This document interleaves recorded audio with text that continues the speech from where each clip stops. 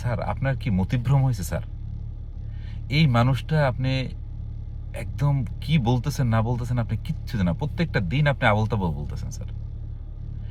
Sir আপনি বিচার ব্যবস্থা কেমনে ঠিক করবেন? বলতে পারেন যে স্যার সব জায়গায় আওয়ামী লীগ, এখন আওয়ামী লীগকে বাদ দিতে হলে তো অন্যদিকে আমার জামাত বিএনপি নিতেই হয়। ফাইন, নেন বিএনপির একজন নিতেন। জামাতের তাজুল রে স্যার একটা প্রসিকিউটর বানাইলেন, বানাই বললেন যে আমি একদম সুবিচার করব। স্যার এটা হয় না। আপনি দেখছেন না সাইদের ছেলে সবার আগে কোর্টে যায় দাঁড়াইয়া কি বলতেছে? তো এগুলো হচ্ছে স্যার বাংলাদেশকে প্রশ্নবিদ্ধ করা। আপনার ওই চ্যাংরা ছোট ছোট চ্যাংরা না, সরি বলা ঠিক না, সম্মানিত সম্মানিত কি বলে উপদেষ্টা, হ্যাঁ সুপ্পু বলা যাবে। সুপ্পু বললে কোনো সমস্যা নাই। আচ্ছা, আমি ওদিকে যাওয়ার আগে এইটা একটু বলি। আচ্ছা আপনার স্যার সুপ্পু কেন?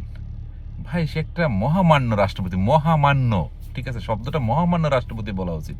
কিন্তু আমি জানি না প্রতিনিয়ত এই ভদ্রটাকে সুপ্পু সুপ্পু সুপ্পু সুপ্পু। এখন যদি